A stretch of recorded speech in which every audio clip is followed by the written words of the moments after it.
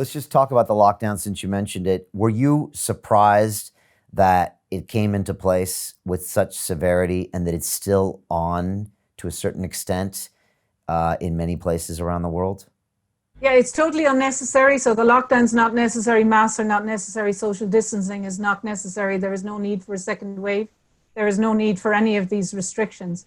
So I was not only surprised, but I was astounded. So it actually was not necessary even then.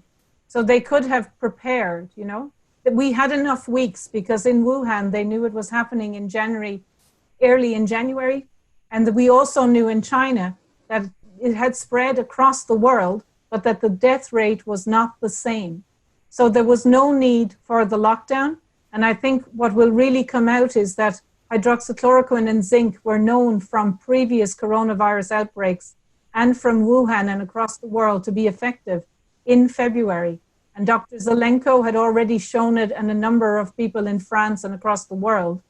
So the issue why there's such pushback on hydroxychloroquine and zinc is that if that was made available, we would not need the lockdown. So it was well known in February and March that it was a prevention and treatment. So what we should have done is quarantine the vulnerable and the elderly, boost their immune system and give them a preventative treatment and measure their heart to make sure there was no issue, and zinc and vitamins, and we would not need the lockdown. And that's why if I'm saying that we need these councils or that we need public debates about big policy decisions like this, because if the politicians, or we'll say the BBC, had that kind of debate and you had enough scientists saying there is a prevention and a cure, then everyone would be saying to their doctors, well, we want to do a clinical trial already in February. Or we'll look at people across the world who've already been on zinc and hydroxychloroquine who have autoimmune diseases, and did they have a lower death rate? And you could easily have done that already in February. So that's why there's pushback on people like us speaking out and saying that there are preventative strategies, because that really highlights that the lockdown was an absolute mistake and that the economies and people's lives are being ruined financially and their future health, because they will be poor, by an absolute mistake that was totally unnecessary. And why was that done? Is it part of this vaccine agenda? Have you thought more about that?